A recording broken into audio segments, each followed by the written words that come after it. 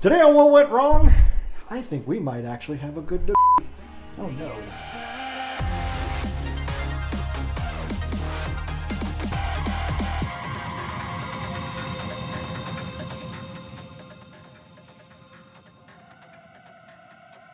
Hi, I'm Brett Mauser, and I've made over 40 feature films, and the one thing... No, you haven't. Damn, busted! Damn it! And I'd say the one thing that's plagued me on every single film, all the way up to this last one, has been time. Yep. Running out of time, not having enough, not planning enough time. And I think we'll be on the same page in terms of what that does to the film. Mm-hmm. But I will step to the side and speak from a strictly independent film standpoint, saying there are times where we wouldn't get the film done if we didn't make those sacrifices. True. Is it right? No. I'll be the one that says no, it's not, because the film is being hurt because of it. But at the same time, I wouldn't have all that experience and all those films under my belt, and they would have all just fallen to the it just never No, nothing would have materialized. Yeah, nothing would have got done. So we're going to talk a little bit about the tag conspiracy today, as well as other things, but that's going to be sort of the catalyst for this episode, because over the last week or so, as I've been seeing it put together and getting it finalized and getting it as perfect as I can with what I have, the little things I'd be like, ugh, oh, didn't get that, or oh, I wish I would have done this. I can look back at specifically what it was that didn't come out, and I know I can look back on set thinking, this is a problem, but I've got to go. I've got to move. I can give an example, and it's not his fault. I don't think he's going to get upset at this or anything. But Ty's handwriting is atrocious, horrocious. And there are a couple scenes where he's got a notepad, and when one scene in particular, which is like almost the last scene, and he's writing something, it's kind of hard to read. But it was one of the last. It was the last thing we shot of that, and we had to be. We were. It was the Merc fight scene. It was when we were out at that location, and Hal gets picked up in a car or a truck, and we had to finish that and scurry across town, feed some actors, and then get to set, and then shoot the punk scene, the scene with the punks. Okay. So. Oh yeah. I remember that now. So Ty's writing it, and he's having a problem because it's right at the bottom of the page that he's writing, and it's coming across. And even then, I was like, I got to move on. I got to go. We got to go. You could just subtitle it. Well, I thought about going back and shooting it. There was a couple thing I would have liked to have done with a cigarette pack. Originally the idea was to see him going through the pack throughout the entire film, because it was his only pack, because cigarettes were illegal in this timeline, and he was going to crush the pack and throw it away. And it was one of those things that, because we were in such a rush, I didn't say, okay, we're not going to get that. I just completely forgot it. So there are times where I thought, okay, I can go back and double him, and maybe, and it's one of those balances. It's like, well, that's all the way out there. It's just me, et cetera, et cetera. Now, there have been times where I have doubled for Ty in this. There's a particular scene where he's pointing to his coat, and I never got the shot of him referencing what was on his coat. Right. So I went back in my garage and just got the little shot. Right. I got a pickup shot of something yesterday. I had to build a propane tank You're talking out of a PVC pipe and a Coke bottle. But it was very important, and when watching it, the final version of it, I'm like, I'm glad I did this, because it changes everything. This one shot changes the entire movie. Little shots do that. Little things. a pause between Major Strauss has been shot, round up all the usual suspects. A 2-second pause between that completely changes the tenor of the movie. Mm-hmm. Little things matter. Yes. So we can make it what went wrong on that. Little things matter. Yeah, just those little moments, and I can see those because the scene in particular I'm talking about with this propane tank, the music had there was originally no music in it, and I was looking for music, and I was trying this song, I was trying that song, this piece of music, and there'll be times, especially in that last week when I'm editing something, and I know I've got kind of a self-imposed deadline, and I'm like, all right, I'm almost done with this. Yeah. I'm going to do this on Thursday, this on Friday, and this on Saturday. Right. I'll put some music in, and it'll start off being perfect, and then I'll be like, and then it misses some beats, and it's not feeling. I'm like, I've had to train myself to do this, where it's like, okay, it's acceptable, move on. You usually do about 2 or 3 times. There's a thought process of about 2 or 3 times, right, where I'll be watching the movie and it'll pop in my head. Well, it's not quite there, but I don't know. And I keep watching. It's not quite. The third time I'm like, it's not. Delete. I got it. I got to do it. I got to find something else. Yeah. Because you're so close to the end. You just want it to be over. Yeah. So you're almost going to be willing to take out little things. Well, that particular scene, I just wasn't finding the music. And I dropped this one piece of music in because there's two artists that we use. We use Kerosene Drifters, who actually have a cameo in this film, which we're really excited to have. Right. And then Origami Pigeons, which is we've used a lot of their music before, and I've got like 5 songs of theirs that I'm using all the time. Right. Well, it's almost like I was collecting those songs of theirs for just this movie because every one of their songs fits perfectly. Oh, good. So I had 5, and I'd used 4 of them, and there was like this last one that I hadn't used, and I was like, I don't know if this will fit for that, and I don't want to just force it because. Well, it's the one that I'll. Yeah, you don't just shoehorn something in there. Right. So I kept avoiding putting it in, and it was going to be originally the very last song. I thought, well, you know what? Let me try it here. Oh my God! If it didn't work out perfectly, like it was meant to be. Sometimes that happens, man. But it was taking that time and going. I had this self-imposed deadline, or even some real deadlines, and. Just thought to myself, I want to get this done. Yeah. I got to get this done. I'm running out of time. Slam on the brakes. Do it right. Now, Tad Conspiracy is a little different. And I will say, fortunately, that's the one thing that I have learned. And I think we've talked a little bit about this in What Went Wrong episodes, is every film, I'm trying to try something new. Mm. And in this one, it was the lighting. I really wanted to worry about set design, right. or art design, the costumes and the lighting, and really have it visual. And on every film, I'll learn something that I'm like, ooh, this is a problem. Okay. For like Lady Lawman, it was, I realized I need to stop being afraid of starting early in the morning. I didn't want 6 a.m. deadline start days. I didn't want to start at 8 in the morning or 7 in the morning. And on Lady Lawman, I realized, nah, this is the way it's an outside film. You have to really start it out. That's when it's going to have to be. Yeah. On this one, it was time, because everything that's wrong with the film, and there's not a lot, but everything that was wrong with it were things that I saw on set and was like, I'm out of time. I got to go. Okay. So the next time around, I can be able to say, okay, we're going to take the time. Well, I remember in Lady Lawman, there was things you talked about, where I'm just going, let's go. And you're like, no, I have to do this right. So you kind of got that lesson in there. Yeah. But this time I was able to see it in practice because I could compare them. Right. I could look at Lady Lawman and go, oh, no, we got that right. Yeah. And I can look at the problems and, oh, you know what? I didn't have these problems on Lady Lawman because I stopped. But one of the fallbacks, and again, I'm not throwing them under the bus. This is just the way it worked, but Ty and Dub's schedules. Yeah. To only have them for a certain amount of time, especially Ty. We only had him for that week. There was no bringing him back. We had to get his stuff, period, end of story. Right.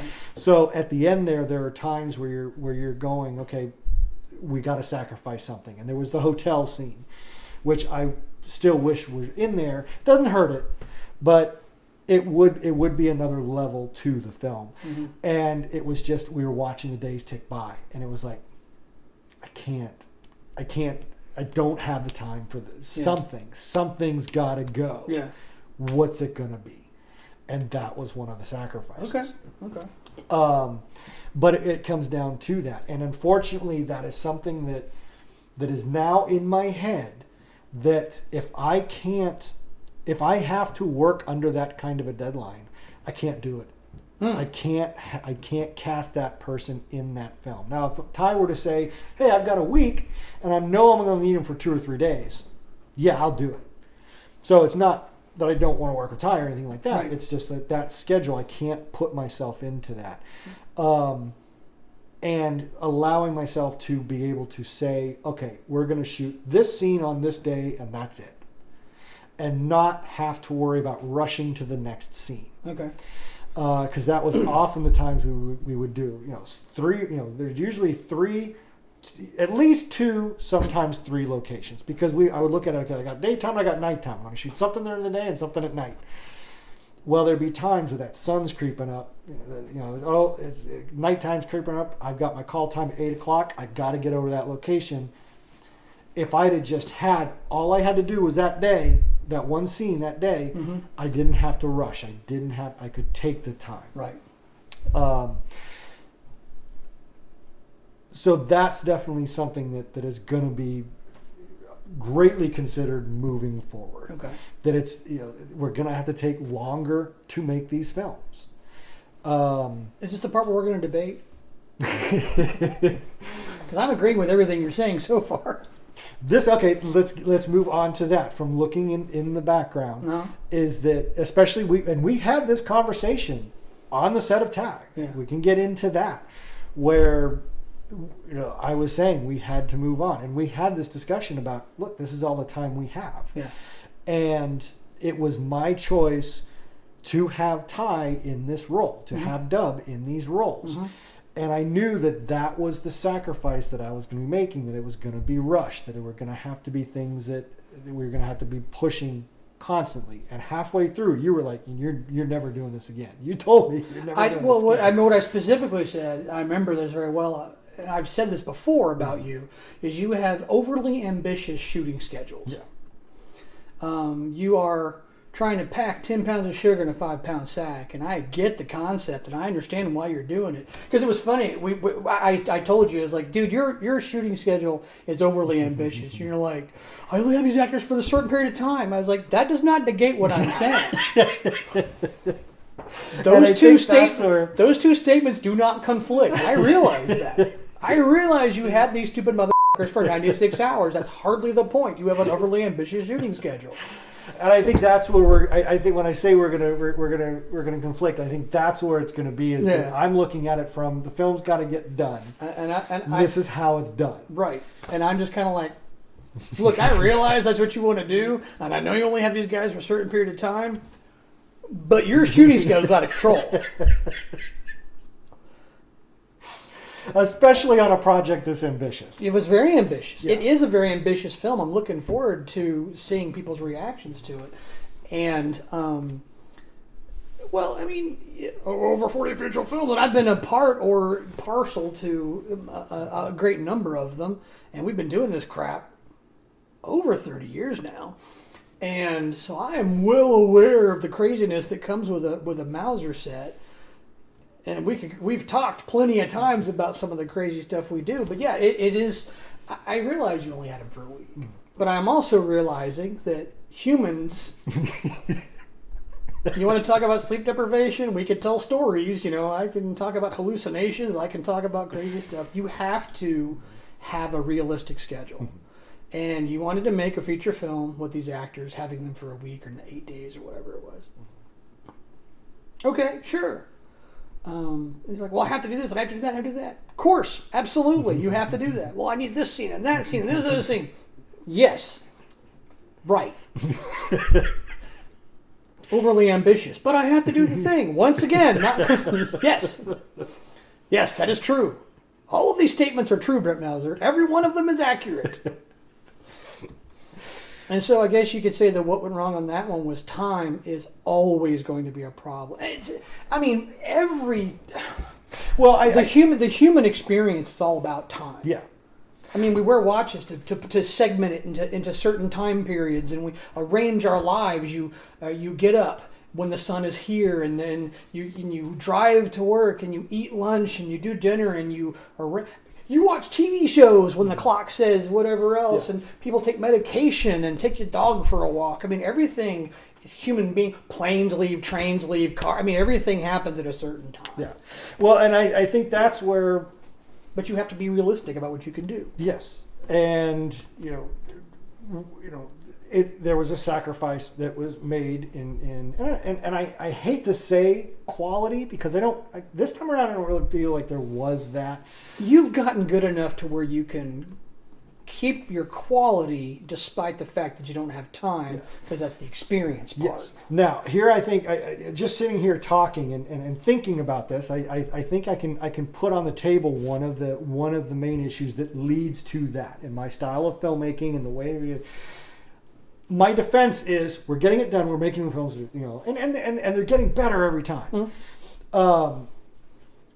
So that is my defense, and I think that's where where it comes down to it being just me, and I don't mean that to disrespect the actors that put their time in, the production assistants, the people who will help hold boom. I don't mean to pull that away from them. I'm talking about there only being one person in charge, one person that's putting up all the money. There's one captain of the boat. Yeah, is that I am wearing all those hats as producer, as scheduler, as director, as editor, as all of this, and rather than being able to make them all work in conjunction, they can't. Period. End of story. They can't because your directors are, I want more money, I want to do this, I want to do that. But the producer is the one that's saying, that's an overambitious schedule. And is not, but the director's saying, I got to get this done. And there's not that counter to say, slow it down, you got to do this. Right. And unfortunately, when it comes to, some people... There's me. Yes. And it's different, and again, this is, there's the... You're a different case because this doesn't apply to you. No. But if there was another person, if there was another associate producer or somebody, a Joey, if somebody's, saying somebody, some other person on set that is trying to slow me down, there's that, where's your skin in the game? Yeah, kind of a thing. This is It's fair. I mean, you're right. Once again, none of these statements are false. I mean, they're all true. Of course, one of the things I would say, because you were like, okay, we could have them there for 9 days, and I'm like, you're just going to try to pack that much more in your 9 days, Brian. I mean, it's just, we got him for 2 weeks. Like, Jesus, now we're going to try to do a series. I know you. We're going to film it today, we're going to film at night, we're going to sleep for 6.5 hours and be back at work. And I'm like, oh, Lord have mercy. No, you're right. I mean, it's when you have a person who's a director, their brain is this. When you have a person who's a producer, their brain is this. When you have a person who's whatever freaking jobs you have in your crazy film world, whatever your job is, that's your thing. That's what you do.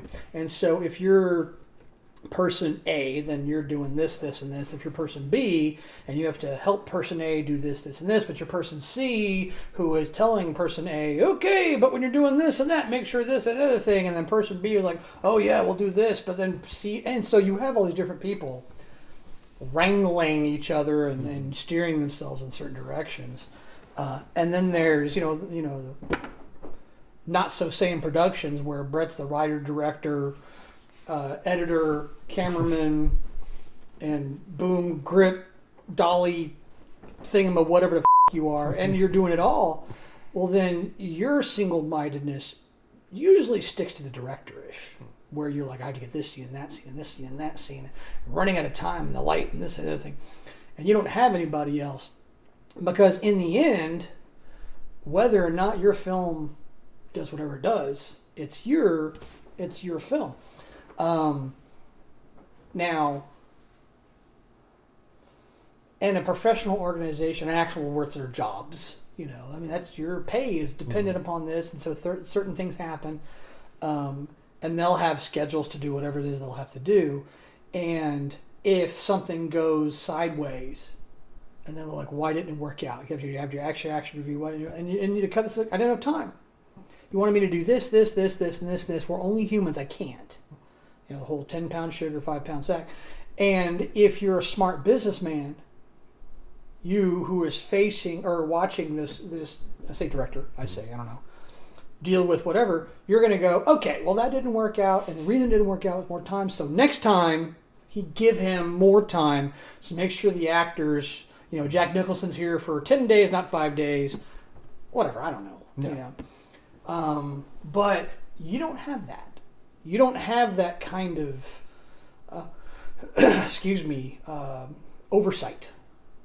Because it's just that's not the point. Yeah, because you got me who's just like, okay, I can, if I do this and this day, that and this day, and this and that day, it's like, I don't need sleep.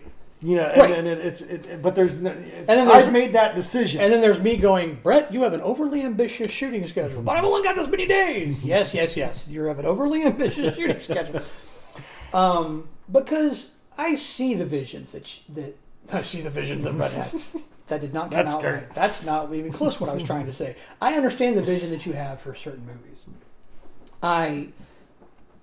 When you wrote Tag Conspiracy, when you wrote it out and you showed it to me, and we were talking about the script and how this was going to go, and we did. We sat and we beat this thing, across the tennis court for a little while until we kind of got it hemmed down to what we needed or what you needed to do what you wanted to do, and how it was explained and done and shot, and how you were going to shoot it, and how you were going to do it, and how you're going to make it work, how you're going to make the weapons and the lights and everything else work, and then you brought in, I was like, well, now we're going to work on lighting. That was your brainchild. Was the lighting has to be right this time. And I'm like, yeah, see the actors. Absolutely. It's a great idea.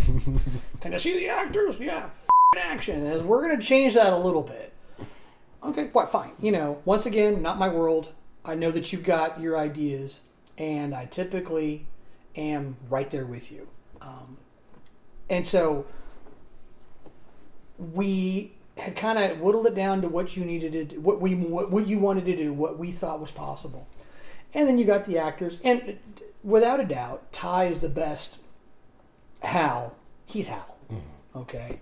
And Dub does a fantastic job as Carl. Son of Carl. Carl, son of Carl. Carl! It's his Klingon name. Carl, son of Carl, grandson of Moog. Anyway, he was the best person for that job. What's her name? Who played Nicole? But I mean, besides cutting her butt on the concrete, which I don't know how the hell that happened. Ha. But fantastic. I'm not a critic, so I'm take it for what you will. But I was just wow, holy balls, man, that was great. Doing good, and all the actors were good. I mean, everybody in that show was me, but everybody in the show was good. And really good. I mean, from what I've seen now, I haven't seen the final cut of everything, but I remember shooting it and doing it and everything else. I mean, everyone. Talking when we were talking with Ty and Dub the other day, where the hell it was, where I'm like, I gotta step up my game because you're getting actual actors in this motherfucker, and I am not even close to being able to compete with that. I'm the fat schlub at the Olympics trying to keep up with these with these athletes. It's not going to happen.